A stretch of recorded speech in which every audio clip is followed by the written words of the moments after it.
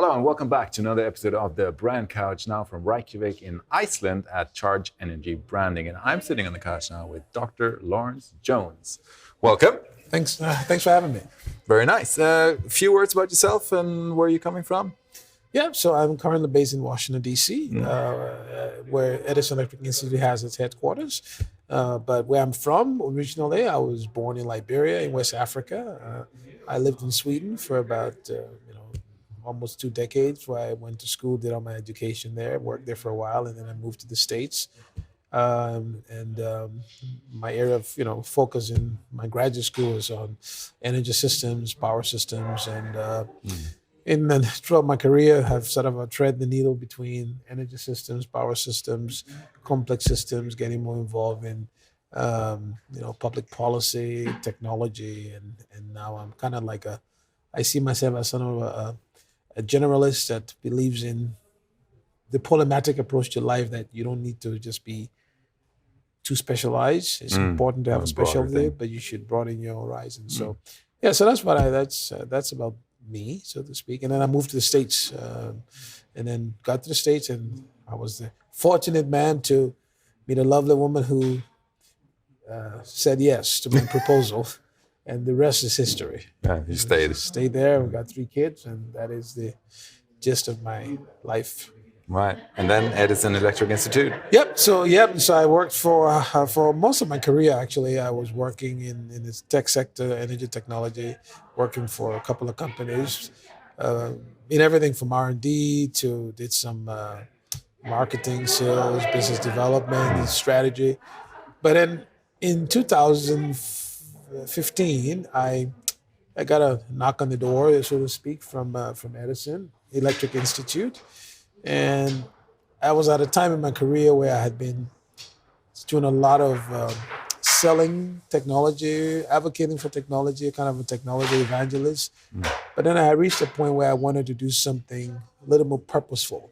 And so it was an opportunity to not sell technology, but to sell ideas about technology, to frame sort of the world of energy, so to speak. And I was always been keen on looking at energy being spread across the world, because when I was growing up in Liberia, my father was an engineer. He worked at a utility, and one of the last conversations we had, or more or less, was around trying to make a difference. So I'm always looking for an opportunity to help. And this job at EI is a brilliant one. I get to work with electric companies all over the world, and strategy, advice on policy, technology, and just sort of thinking big, but being practical about it. So it's not just sort of a kind of thinking unrealistic things. But so thinking big, Global Advocacy Award awarded yesterday. Yes. To the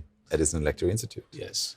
So you wanted it and you got it. We wanted it and we got it. And like I said yesterday during my remarks, I mean, it is, for me, whenever you get an award, it's not for what you have done. I believe you're given an award because people see a potential that you can do more. Right. And that's the real challenge, because it's really an honor to be an organization coming from the U.S. and coming to what is basically a European conference and getting this award. And we thought it was important because the work we do with electric companies all over the world, we have members outside of the U.S. We have members that operate in about 90 countries. Okay. So we get a pretty good spectrum of utilities or electric companies. And so the advocacy we do, or the outreach, or different terminologies for it, but basically we engage. Yeah. And we try to engage through so many different means. And so I think it's and clearly people recognize it. Right? They do. And that's why I told the team, I said, getting this award means now we have to do even more. Yeah.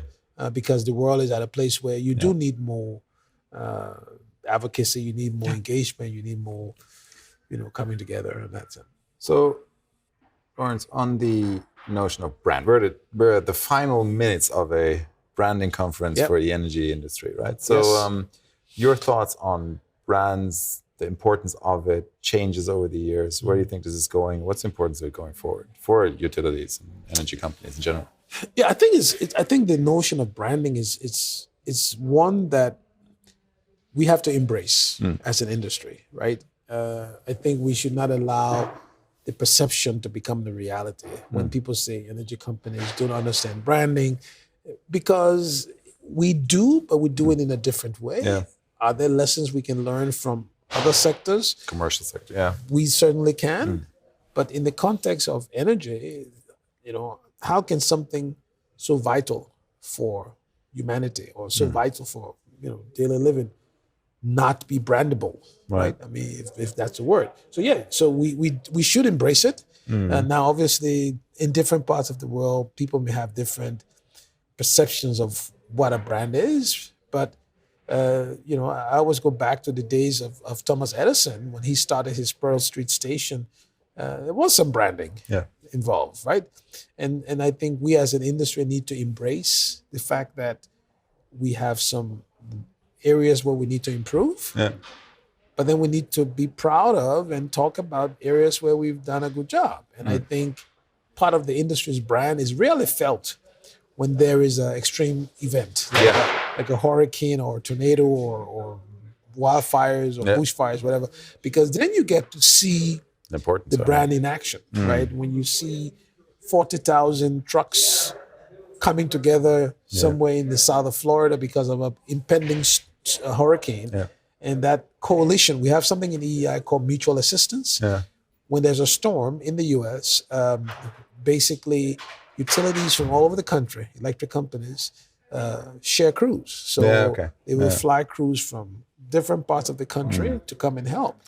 And that's when you see the picture of 10,000 trucks preparing. Proper collaboration. You see collaboration on steroids. Now, it would be great if you could maybe do such things on a global scale, harness it better, where you could help countries. But that's where I think the issue of branding is. It's that you have to, and I think branding also has to be done with a purpose. Yes.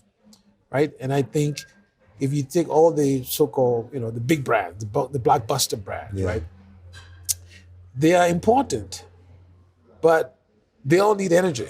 Yeah. Right. So the funny thing is, there is an industry that has something that everybody needs. That's such a great point. Yes. Some other industries have a good brand, but not everybody needs it, right? No. I mean, I'm not going to call names here to get in trouble, but there is an industry that has something that the entire world needs. Yeah. So how can you tell me that it's not brandable? Because people will do whatever they have to do to get energy. Now the question is, what aspect of the value chain do you brand? And that's where I think we have a lot of lessons to learn, right? Because the way the industry is structured, you may think branding is not needed, but in fact, it is needed, right? So, conference. Yes. Cool. Very, very, very interesting. So I think if you were to, maybe also to wrap this up as a sort of final direction, if you were to sort of summarize your experience now at the Institute and with your lectures and looking at the world really, because you said it yourself, there's different perceptions of brands in different parts of the world. If you were to say, okay, the immediate future now is about this. What is the focus? What do you think sort of everyone within that industry should sort of put in the back of their head and say, okay, if we think about this is the direction we're going to go? Good. To wrap up the branding conversation in terms of where things are headed now, I think things are getting much better. This is my third in-person, or my second in-person charge, because the first one was just before COVID. And I can see now more and more electric companies around the world are embracing the notion that they need to find some way to brand where they sit on the value chain. Yeah. Okay. And it's beginning to happen. But I think the direction now is going to be a little hybrid. Yeah. I think there will be both, depending on where you are on the value chain, you can see both what I would call aggressive digital branding. Where talk about you want to brand the energy products. There's an interesting company in the UK. I won't call their names because I have too many. If I call one, not the other one. But they have a very interesting concept where when the windmills are turning, if you get a story right, I think they're kind of like giving people some tokens for every time the wind turns. So they're trying to create a customer experience in an area where typically customers don't see it.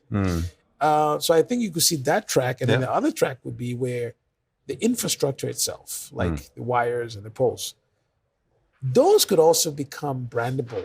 Yeah. And that I think is going to happen over time when people see the value of critical infrastructure, that you can find a way to demonstrate that I have a smart infrastructure, right? So you add some smartness. I always joke about, if I had the technology, I would find a way to stand under a transmission line that is sending out a signal or frequency. If I had a way to capture the frequency that's being put out there to the electromagnetic waves. I'm being a little techie here, but those waves could sing a song because there are waves you can. Of course. So we need to be a little creative, right? So if you can convert the electromagnetic wave signals into some audio signal, some identifier, and say, hey, you know what? That transformer or that substation, it's actually singing a beautiful song, and you can listen to that song. I don't know. You never know. Okay. And then the other thing you do talk about a bit, or not a bit, a lot, really, is within the energy transition and within sort of, let's call it consumer power and the whole sort of branding sphere, there's one word that keeps coming back, and that's trust. Yes. Explain your take on that and the importance of it. The importance of trust. So for me, when I think of the energy transition, I look at three aspects of it. I look at speed, scale, and trust. Why those three? Because I think everybody wants to move fast. Everybody wants to move with volume. But for those two things to happen, there needs to be trust. And why that? Because you have the three pillars that I look at for this conference. I talked about the triangle of the transition, which is consumer behavior, infrastructure, and by infrastructure I mean both the physical infrastructure and the human infrastructure, and the policy. Right? For those three things to work, trust has to be there. And why trust has to be there? Trust has to be there because it has to be across the entire society. Now we've seen a degradation of trust all over the world, and I base it on two things that I'd like to leave with you and your audience, which is practical. So what builds trust and what breaks trust? Now, trust is complex, so there's no, you can explain why, your significant other loves you, why she trusts you, why your dog loves you, why your dog trusts you. Trust is very nonlinear. But there are two things I have observed now that speaks to this whole thing of trust. The first one, expectations, and the other one, promise. There you go. And this is how it works together, right? Right now, we want to go through the energy transition. People have a lot of expectations. The thing about expectations is if you expect something, if your expectations are not met, you get disappointed, right? Correct. But if your expectations are unrealistic and they cannot be met, then who do you blame? Okay. So making sure that the expectations are realistic, they are achievable, they can be met. But then here comes the flip side of expectations, which is promises. What happens? Well, if I know you expect something from me, and I know that what you expect is going to impact your life, and if I want to use that expectation to my advantage, what do? I make a promise. If I make a promise, if the promise is not kept and is broken, you won't trust me anymore, correct? Correct.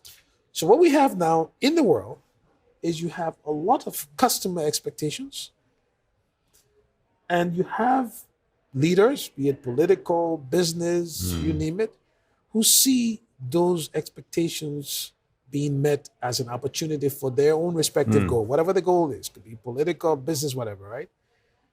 To satisfy those expectations, they make promises. Yeah.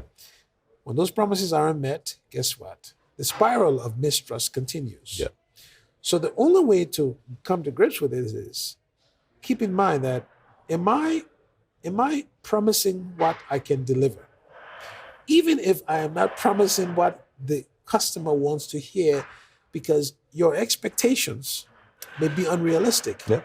But if I'm a person who really only cares about my goal, I will make you think that your expectations are achievable. So now you hear people making all kinds of promises. And why I tie trust to the energy transition is, let us not set expectations for ourselves that are unachievable. And then let those who see our expectations don't take advantage of it by making promises that they cannot deliver. And where we have come now as a world is that we have lots of promises being made to meet a lot of expectations. Whether or not the expectations are realistic, the promise makers don't care. So Correct. the promise makers make the expectation. I will concretize it with my personal life and my wife and me throwing away trash. Okay? And you throw in the trash. Throw in the trash, right? Wife says to me, honey, can you throw away the trash? Yes. I forget. Honey, can you throw away the trash? Yes. I forget. Her expectation for throwing away the trash, every time I promise and I don't deliver by forgetting, she loses confidence in me. After a while, she stops asking me to carry the trash away. When I do decide to carry the trash, she still may not believe me because the promise had been broken so many times. So now I have to rebuild the trust. And in rebuilding the trust, I have to ask myself, maybe I shouldn't overpromise. So what I do now, when she says, if she says throw away the trash, I won't say I will do it. You do it. I do it, or I nuance my response by saying, I'll try to get to it. So I don't make a firm commitment if I know I cannot deliver. Sounds very smart. Right? So where we are now with the energy transition, it's a pivotal point for the world, but let us sense the urgency, but be realistic in terms of our expectations we're setting and the promises we're making to meet those expectations. Because if the two are misaligned, you have a lot of crisis. And so I think for me, trust is key to realizing your brand. And talking about branding, the other issue about trust and brand is that the policymakers who are the other part of the triangle, they have a brand to protect. Yeah, of course. And so if they make promises that cannot be achieved, what happens is that the impact of them making promises that cannot be achieved ends up being felt by those who have to implement the promises. Yeah, exactly. It's just third party again. The third party. So you promise something, I have to do it, right? So that's why I think trust is so important, not just for branding, but for society to function. We have to come to grips on trust. I think there's really, really nothing I can add to make this conversation better or deeper. Dr. Lawrence Jones, thank you so much for the insightful conversation and the very elaborate sort of answers to our questions. And good luck to you. Thank you. Thanks for joining us on the Brand Couch. If you want to look more into the Edison Electric Institute, you can go to eei.org. You can also go to /international because you'll get more of the international program. And thank you for watching and thank you for joining me. Thanks for having me.